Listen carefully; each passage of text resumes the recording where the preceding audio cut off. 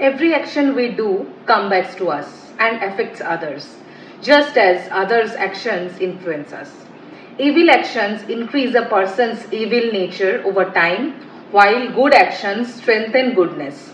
Our action create vibrations in our minds that influence other similar minds, like how a musical instrument in tune starts to vibrate when another is played. Distance and other barriers may reduce this influence, but the mind always remains open.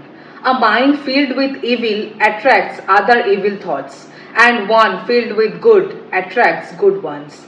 The stronger the thought, the greater its power to influence. Just like light waves that travel through space for years, thought waves continue until they meet receptive minds, even across centuries.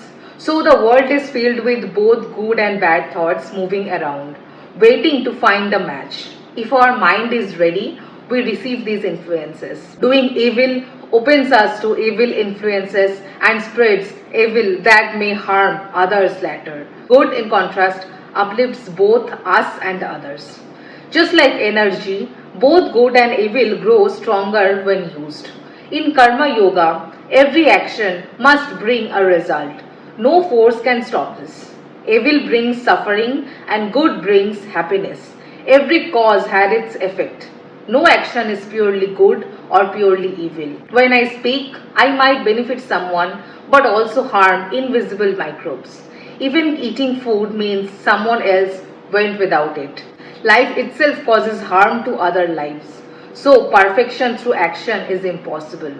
Every action has some impurity, even when done with good intentions. Struggle is part of life. If we stop struggling for food and breath, we die. So a life of no struggle would be a life that has ended. Still, helping others helps us grow. It removes selfishness and teaches us humility. True happiness comes not from selfish living, but from selfless service. Charity, kindness, and self-sacrifice cleanse the ego. Whether through knowledge, devotion, or action, all paths lead to the goal of giving up selfishness. The highest state is where the self disappears and only service remains. Some believe in God, some do not.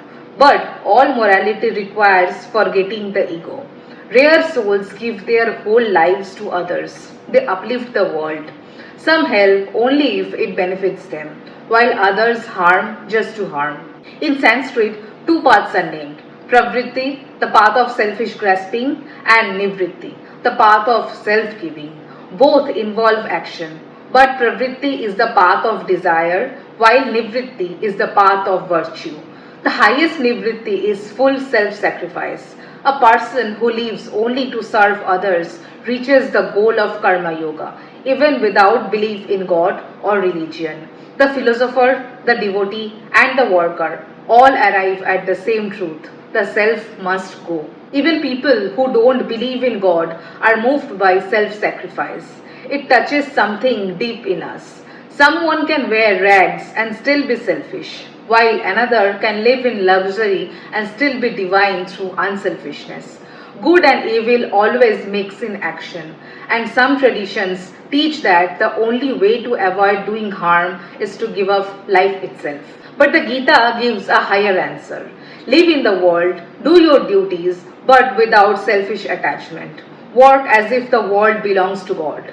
Be like a nurse who lovingly serves a child, knowing the child is not hers. True strength lies in understanding that the world does not need us, but we are blessed to be able to serve it.